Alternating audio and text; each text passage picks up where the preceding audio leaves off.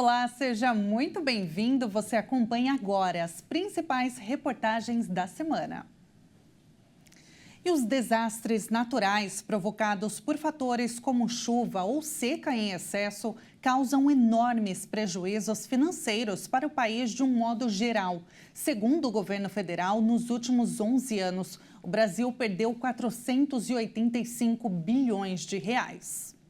Chuva ou seca em excesso deixam um rastro de destruição por onde passam, além dos prejuízos para as pessoas que muitas vezes perdem tudo o que possuem. O custo para o país, de um modo geral, também é elevado. De acordo com dados do Atlas de Desastres, que é organizado pelo Ministério da Integração e do Desenvolvimento Regional, o Brasil perdeu 485 bilhões de reais nos últimos anos. O valor leva em conta as perdas nacionais entre 2012 e 2023 e representa prejuízos públicos e privados, com a destruição de escolas, hospitais, estradas, empresas e perdas agrícolas. Apesar do custo ficar mais alto ano após ano, o investimento em prevenção cai ao longo do tempo, com apenas 21 bilhões de reais. Ou seja, o país investe mais para amenizar os desastres do que para prevenir.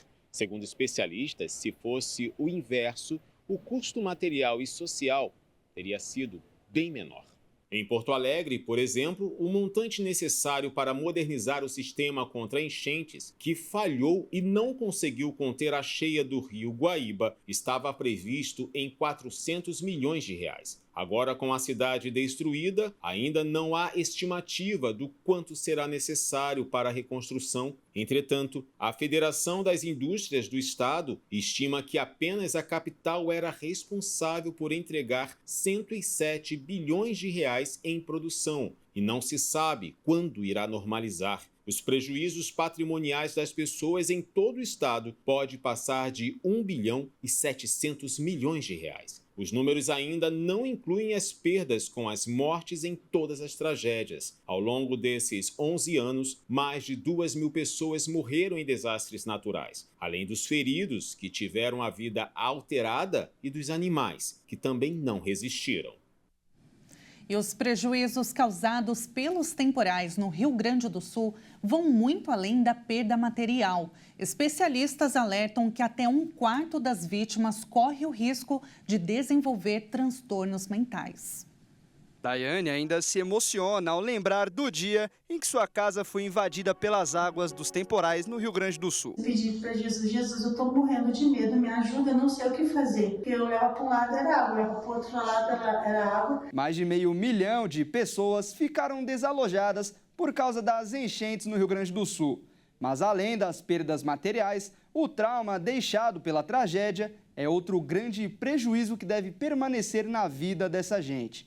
E a estimativa dos especialistas é que 25% dos afetados pelas enchentes desenvolvam traumas emocionais, principalmente pessoas que têm dificuldade em lidar com mudanças, perdas e o luto. Os principais questões do ponto de vista de saúde mental são problemas relacionados ao que as pessoas neste momento estão enfrentando, que é o que nós chamamos de reações agudas de estresse, que são reações até esperadas para essa primeira fase, nesses primeiros dias, primeiras semanas. Nós estamos passando por uma série de situações traumáticas, né? As mais diferentes aqui. As enchentes estão afetando as pessoas de diferentes maneiras, né? Ao longo dessas últimas semanas. Essas reações agudas de estresse, elas se mostram mais por reações emocionais, as pessoas têm medo, desespero. Cuidar da saúde mental das vítimas do Rio Grande do Sul é uma das prioridades da Força Tarefa do SUS, que conta com mais de 300 profissionais de vários estados. Neste momento, eles estão fazendo um mapeamento entre as pessoas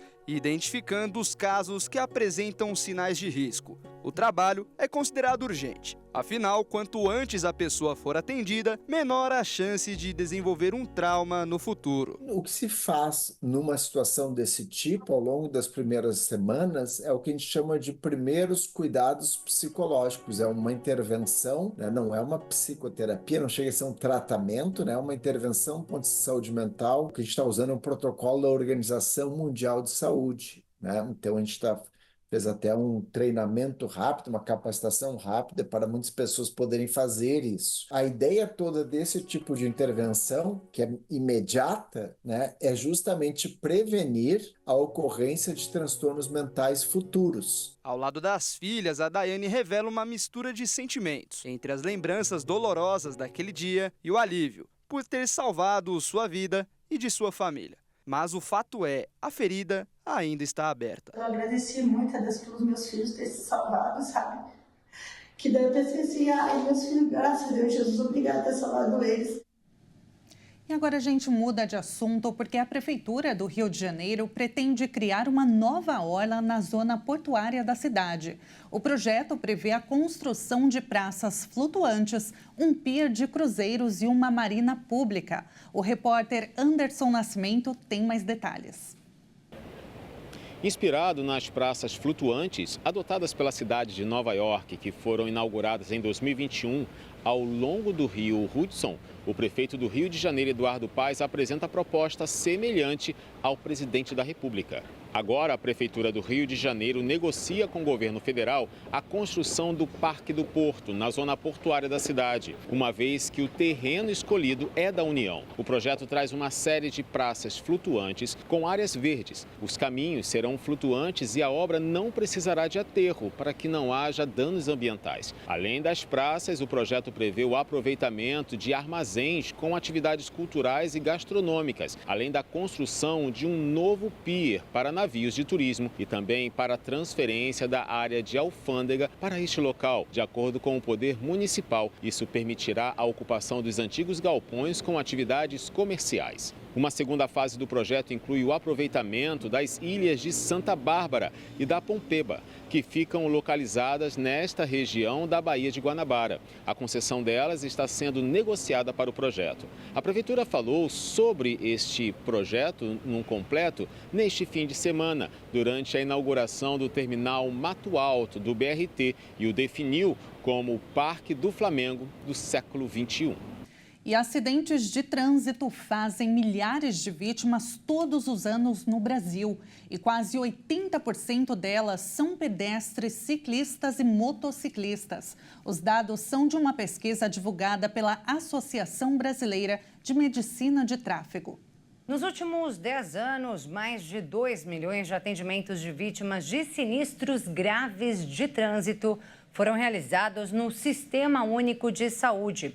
Só em 2023, foram mais de 260 mil internações na rede pública, decorrentes das colisões, a maioria de motociclistas.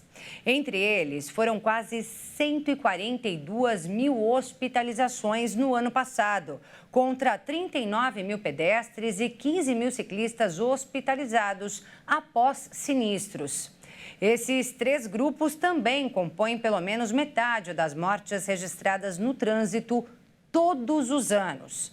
Só em 2022, foram 1.300 óbitos de ciclistas, quase 5.400 de pedestres e 12 mil de motociclistas.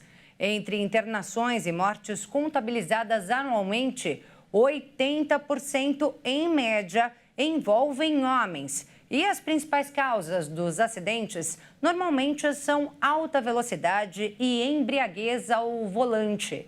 O levantamento realizado pela Associação Brasileira de Medicina do Tráfego, com dados do Ministério da Saúde, destaca a urgência de medidas preventivas focadas na infraestrutura, fiscalização, educação de trânsito e, especialmente, respeito às normas. E além de fazer bem para a saúde, correr é uma atividade que une pessoas, cultiva novas amizades e, para alguns, é a oportunidade de conhecer a pessoa amada. Vamos ver na reportagem de Cristiane Pazeto e Anderson Pinotti. Dolores e Júlio César se conheceram e se apaixonaram a caminho de uma prova de corrida. Em 2022, participamos de uma corrida em Ponta Porã. Eu dei carona para ele no meu carro e aí a gente começou a história. 2 anos depois, o casal segue correndo junto, na rua e na vida. Com 30 dias pedi em casamento, depois casamos com 90 dias e estamos juntos até hoje. e pretendo ficar até o final da vida. O André começou a correr para ter mais saúde. A minha apresentação para a corrida foi através de um problema de saúde que eu tive. E como eu fazia alguns esportes de coletivo, então eu passei a fazer individual. E foi através disso que eu, há 12 anos, estou na corrida. É uma coisa que para a minha vida foi especial. Incentivada pelo marido, a Roberta deu as primeiras passadas. A corrida trouxe um olhar que antes eu não tinha e essa conectividade ela só trouxe bem-estar, né? Tanto para a minha saúde física quanto mental. Logo, a filha do casal também começou a praticar o esporte. Na corrida da Live eu treinei bastante, aí eu consegui chegar em primeiro. Uma coisa muito forte que é através da corrida e a gente consegue passar para ela, é a questão da perseverança. E isso para mim é sensacional, porque ela leva isso para a vida dela. Não é à toa que a gente vê tanta gente correndo por aí. A corrida de rua traz benefícios para o corpo, para a mente e conecta as pessoas. De histórias como essas que você acabou de ouvir, a Maratona de Campo Grande está recheada. A Dolores, o Júlio, o André, a Roberta, a Maria Eduarda e as amigas dela já se inscreveram para a Maratona de Campo Grande.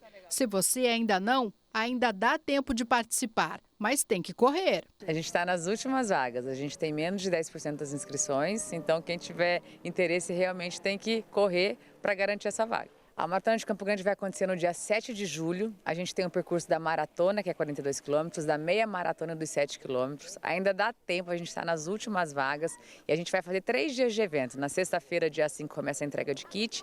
Dia 6 a gente continua entregando kit, tem a prova Kids. E no 7 a gente coroa aí com essa corrida na cidade, conhecendo a cidade toda. De acordo com a Federação Dental Internacional, mais de 90% da população mundial vai sofrer alguma forma de doença bucal em suas vidas. No Brasil, a cárie continua sendo o principal problema, mas a maioria das condições de saúde bucal são evitáveis e podem ser tratadas em seus estágios iniciais. Quando abordado o tema de saúde bucal, é natural pensar nos problemas nos dentes mais comuns, como cáries, gengivite e perda dentária. No entanto, a saúde bucal vai muito além dos dentes e, caso não seja dada a devida atenção, pode desencadear uma série de complicações no corpo. Segundo dados da Organização Mundial da Saúde, nas doenças orais, na maioria das vezes evitáveis, continuam a afetar cerca de 3,5 bilhões de pessoas em todo o mundo, ressaltando a urgência de abordar essas questões de uma forma mais ampla.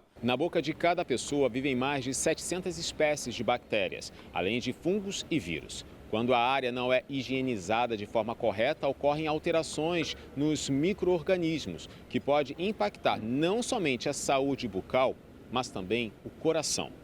A endocardite bacteriana é uma das consequências. A doença é uma infecção na camada de tecido que reveste os vasos sanguíneos e, quando circulam pela corrente sanguínea, se alojam no músculo cardíaco. Além da endocardite, outras inflamações decorrentes de bactérias que vivem na boca podem cair na circulação sanguínea e acabar desencadeando ou agravando outros problemas por todo o corpo. A interação entre diabetes e saúde bucal é próxima, exigindo atenção especial para quem vive com esta condição. Por isso, é crucial que pessoas com diabetes mantenham uma rotina de visitas periódicas ao dentista. O aumento dos níveis de glicose no sangue intensifica a inflamação nas áreas ao redor dos dentes, resultando em maior propensão a sangramentos durante a escovação e as refeições. Diversos estudos têm demonstrado ainda que existe relação de risco entre as doenças bucais e as complicações gestacionais. Entre elas, o parto prematuro, nascimento de recém-nascido abaixo do peso e pré-eclâmpsia. A gravidez, por si só, já deixa as mulheres mais propensas ao surgimento de cáries e periodontite.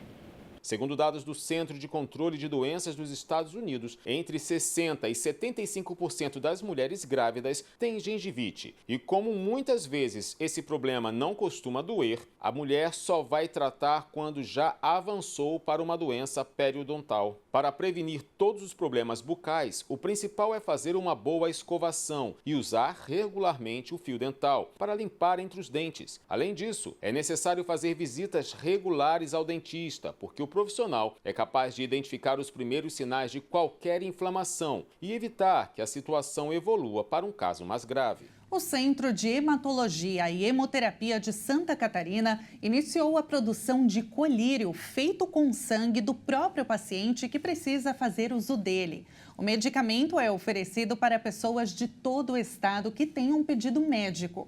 Um paciente de 19 anos foi o primeiro beneficiado. Vamos conhecer melhor essa história na reportagem de Michele Veiga. O Thierry Gustavo de Maia, de 19 anos, é o mais novo de uma família de 9 filhos. Natural de Araquari, cidade no norte catarinense, o menino foi diagnosticado com síndrome de Stevens-Johnson, que causa uma série de danos oculares e o impede de fazer coisas básicas do dia a dia. A mãe de Thierry, a Sara Amaral, afirma que esse tratamento traz uma visão e a esperança à família. Ele, desde os 3 anos de idade, que ele ficou com essas sequelas, da síndrome de Stevens-Johnson, que ele ficou enxergando pouco, e com esse olho seco que ele tem, e tentou várias medicações, várias clínicas que ele passou, nunca teve um resultado. Agora, o resultado dessa medicação, a gente está vendo, que está tendo um resultado mais melhor, que ele está enxergando melhor, abrindo mais os olhos, que outras medicações, por causa da alergia, chegava a fechar o olho dele totalmente, dele não enxergar mais nada. Essa é a primeira vez que o Centro de Hematologia e Hemoterapia de Santa Catarina, o EMOSC, realiza esse tratamento com colírio de soro autólogo, que é feito a partir do sangue do próprio paciente que precisa fazer uso dele. Então, o paciente que tem a indicação para fazer uso do colírio de soro autólogo, ele vai ter um encaminhamento pelo médico, Esse médico é especialista, o médico oftalmologista, que esse paciente já possui um diagnóstico prévio, e ele vai ser feito o encaminhamento. Uma vez que ele tem um encaminhamento, ele vai chegar aqui para o EMOSC, ele vai passar por uma consulta com a enfermeira, que vai fazer toda a triagem clínica dele, e a partir do momento que ele tiver com todos os sinais vitais de acordo com os parâmetros, ele vai coletar um sangue para fazer a sorologia, vai fazer testes sorológicos. Se esses testes sorológicos derem concordantes, eles derem todos negativos, o paciente vai ser liberado, então, para poder coletar o material, o sangue, para poder ser produzido o colírio. Então, após a liberação dos testes sorológicos, o paciente então vai coletar de 4 a 8 tubos de sangue de 10 ml e esse material então vai ser encaminhado aqui para o laboratório de processamento celular. A coleta de sangue do paciente para a produção do seu colírio foi realizada no começo de abril. As amostras de sangue são processadas, produzindo um colírio estéril, que somente é entregue ao paciente após a realização de testes de controle de qualidade. Desde então, a mãe de Thierry comemora essa conquista que trará mais acessibilidade à vida do seu filho. Agora a gente está com muita esperança. E a seguir, mulheres com deficiência aprendem a adaptar as próprias roupas de acordo com as necessidades. E ainda, alfabetizada aos 74 anos, uma senhora realiza o sonho de ler a Bíblia. Nós voltamos já já.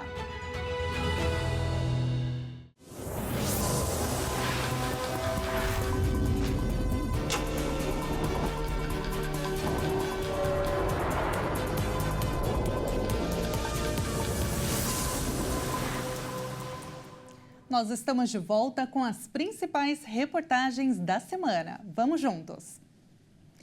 O Museu da Imagem e do Som em Campo Grande é palco de uma experiência única de imersão no universo da arte educacional. É a exposição Entre a Aula e a Escolha, que propõe uma reflexão sobre a relevância das artes na formação das crianças enquanto cidadãos. A entrada é gratuita e segue em cartaz até o dia 29 de maio. A exposição foi possível pela Lei Paulo Gustavo, do Ministério da Cultura. São 12 obras do artista visual Julián Vargas, nascido na Colômbia e naturalizado brasileiro, que tem a arte no sangue. Tem uma coisa muito familiar de artista, né? Meus pais, meus irmãos, todos têm alguma veia com a arte, um pezinho lá, um pinta, outro trabalha com arquitetura, enfim, sempre teve essa formação. Mas aqui no Brasil, depois dos tempos, nos últimos 4 anos, eu me coloquei mais profissionalmente para trabalhar com arte.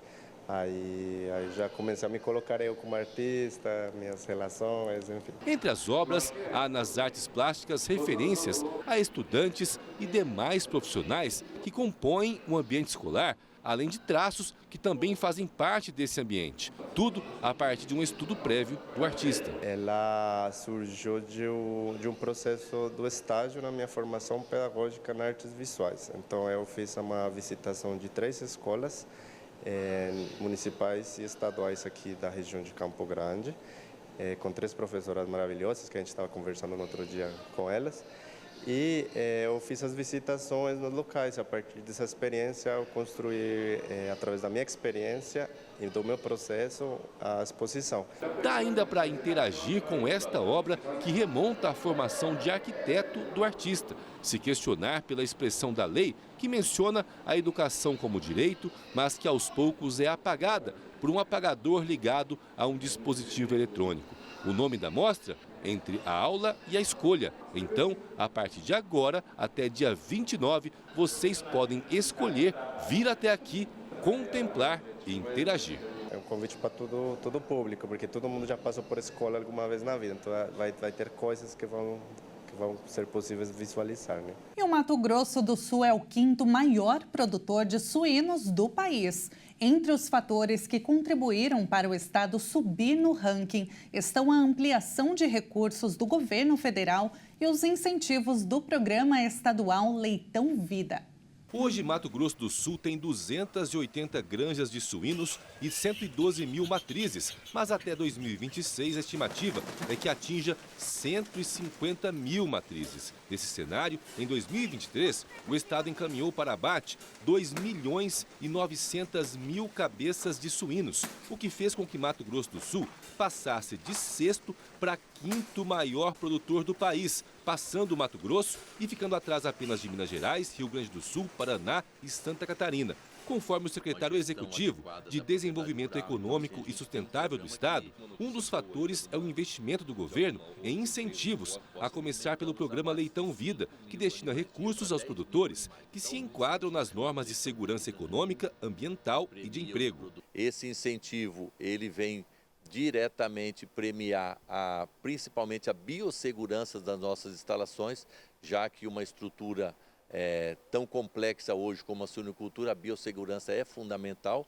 mas também qualidade de vida para o trabalhador, também a questão ambiental sendo preservada. Todas as granjas têm hoje lagoas que impedem com que esses resíduos cheguem no meio ambiente. Então, nossa produção de suínos está muito adequada, baseada nos critérios estabelecidos no programa Leitão Vida.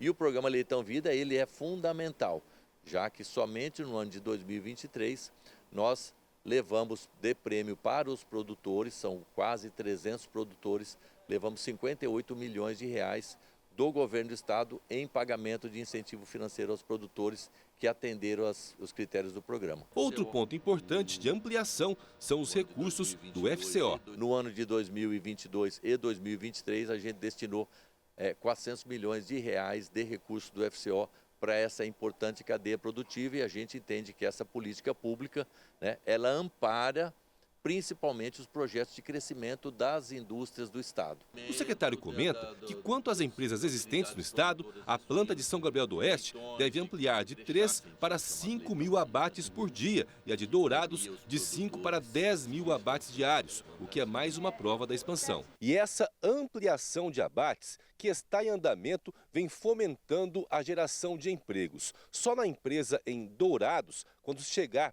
a 10 mil abates por dia, devem ser gerados 7.500 postos de trabalho. Com o mercado em crescimento, há mais 2 empresas, entre nacional e multinacional, que estudam implementação em Mato Grosso do Sul. O Estado tem uma situação privilegiada hoje, baseado principalmente na rota bioceânica.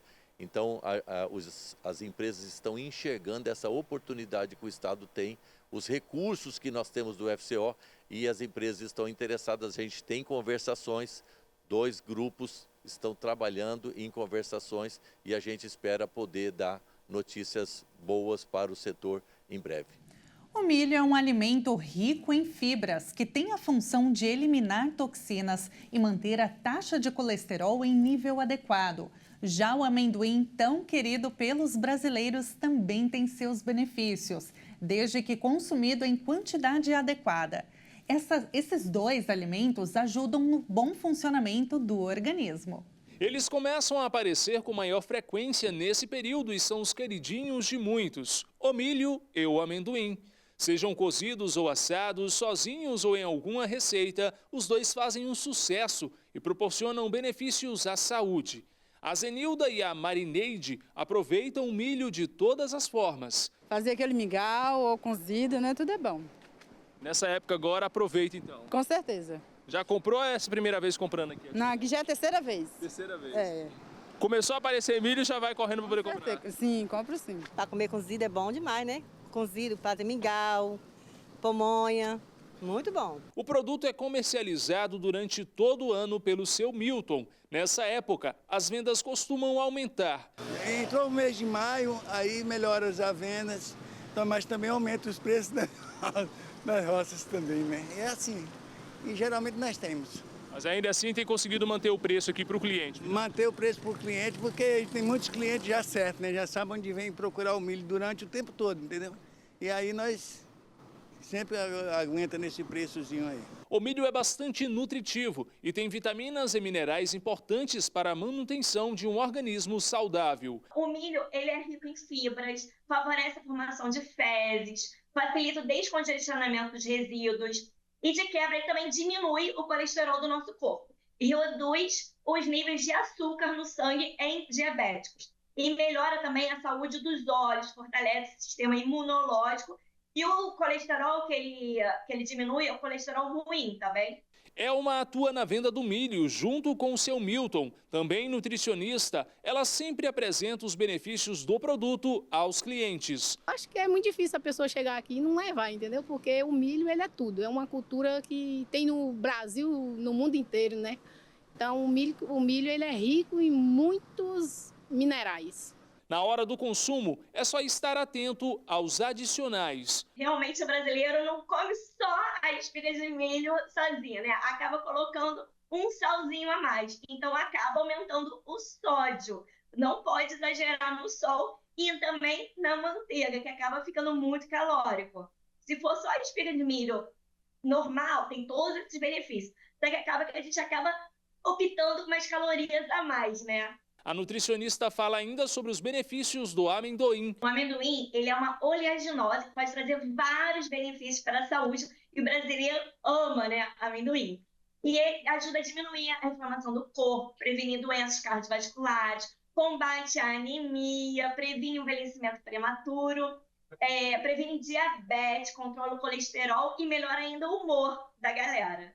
Apesar de ser irresistível e muito saboroso, precisamos maneirar na hora de consumi-lo. O ideal é comer 30 gramas diariamente, só 30 gramas. Gente, 30 gramas equivale a mão fechada, tá bom? De amendoim. Acima dessa recomendação, ele fica muito calórico. Então é melhor comprar amendoim e já separar já a sua porção. Porque como ele é delicioso, acaba comendo bem a mais. Consumiu mais do que o recomendado no período de festas? A nutricionista dá a dica. No dia seguinte, vai fazer uma caminhada, beber mais água, entendeu? Voltar para a dieta, porque se exagerar, vai engordar, porque ele é bem calórico. A precarização das condições de trabalho de motoristas e entregadores de aplicativo aumentou em uma década no Brasil. De acordo com um estudo do Instituto de Pesquisa Econômica Aplicada, o IPEA, A jornada de trabalho dos motoristas autônomos, por exemplo, é bem maior do que a média dos trabalhadores autônomos do país. O número de brasileiros que utilizam as plataformas digitais como principal fonte de renda cresce a cada ano no país, passando de 400 mil motoristas atuando de forma autônoma em 2012 para 1 milhão em 2022. É o que aponta os dados do estudo realizado pelo Instituto de Pesquisa Econômica e Aplicadas. Nesse mesmo período de 10 anos, a renda média desses colaboradores caiu de R$ 3.100 por mês para R$ 2.400 mensais. Situação similar dos entregadores de aplicativos, que em 6 anos passou de 56 mil registrados para 366 mil. E a renda média caiu de R$ 2.250 em 2015 para R$ 1.650 em 2021. Mesmo com a redução da renda mensal, a jornada de trabalho dessas pessoas segue aumentando. Em 2012, quase 22% dos motoristas autônomos diziam trabalhar de 49 a 60 horas semanais. Já em 2022, 10 anos depois, esse número aumentou para mais de 27%. No caso dos entregadores, apenas 2,6% diziam trabalhar mais de 60 horas por semana. E também apresentou um aumento considerável em 10 anos, chegando a 8,6%. Outra área que apresentou mudança foi a contribuição previdenciária desses motoristas, que caiu de 47,8% em 2015 para 24,8% em 2023. E olha só que bacana, mulheres com deficiência estão aprendendo a adaptar as próprias peças de roupas de acordo com as necessidades. Acompanhe. O curso do projeto Bocaiúva percorre associações e entidades e, desta vez, teve como foco a Associação das Mulheres com Deficiência de Mato Grosso do Sul. A oficina de adaptação para roupas inclusivas é uma idealização a partir de uma necessidade social. A ideia do projeto é disseminar a moda inclusiva, para que tantas pessoas com deficiência comecem a conhecer, saber que existe ali algumas marcas que trabalham com produtos voltados para as necessidades delas, como para que as outras pessoas também conheçam a moda inclusiva, acabem entrando, entendendo um pouquinho desse processo de acessibilidade através da moda, que é um tema muito leve, e comece a pensar mais nas outras formas de acessibilidade, como não estacionar na frente de uma rampa, não estacionar na vaga de um deficiente físico. Então, o projeto tem a ideia de abrir a cabeça das pessoas para que elas comecem a pensar e ter mais empatia com o próximo. A professora Júlia é quem ministra as aulas que visam entender a necessidade de cada aluna. Às vezes ela tem uma região que é mais sensível, outra que é menos sensível. Então, alguma adaptação que eu possa ensinar pode ser desconfortável para elas. E aí, o que eu falo? Pergunto como que elas se sentem confortáveis ou desconfortáveis, e aí eu vou ajustando conforme a sua necessidade e vou mostrando os outros caminhos. O curso, que tem como público as pessoas com deficiência. Hoje no Brasil, 1 a cada 4 pessoas tem alguma deficiência e muitos podem vir a ter no decorrer da vida. Outras pessoas que têm sequelas de AVC, tem pessoas que caem, idosas que caem, machucam uma perna, quebram uma perna, ficam com diferença de perna, de tamanho de perna, aí você vai ter que modelar a roupa de formato diferente. Então, a gente não precisa falar que é só os deficientes. Uma pessoa pode ficar deficiente ao longo da sua vida e vai precisar de ter esse tipo de ajuste. Hoje, quem tem deficiência tem muita dificuldade de encontrar no comércio algo que sirva e seja funcional. É o caso da Ana Lúcia. Uma roupa que você consegue vestir sozinha, uma roupa que você seja rápida para vestir e uma roupa que facilita a tua vida. Essa é a grande dificuldade nossa. Para ela, a oficina é algo transformador. Aqui nós estamos aprendendo a técnica de apertar, a técnica de afrouxar, a técnica de desmanchar. Então, nós mesmos estamos mudando a nossa própria roupa. Então, isso assim tem feito uma diferença enorme. E uma pesquisa da Universidade Estadual de Mato Grosso do Sul mostra que alguns tipos de plantas aquáticas, conhecidas como aguapés, têm potencial para a produção de biodiesel. Quem é que poderia imaginar que essas plantinhas aquáticas trazem tantos benefícios ao meio ambiente? Quando na água é ela quem comanda a purificação de lagos ou rios. Funcionam como filtros biológicos. Responsável pela fitorremediação, que é a capacidade de absorção que tem as raízes das plantas, que além de absorverem a água e nutrientes, são responsáveis também por seu crescimento, conforme explica esta engenheira química pesquisadora da Universidade Estadual de Mato Grosso do Sul. De forma geral, essas plantas já estão ali naturalmente, mas a sua reprodução ela é aumentada quando nesses ambientes tem mais nutrientes, como carbono, nitrogênio ou fósforo.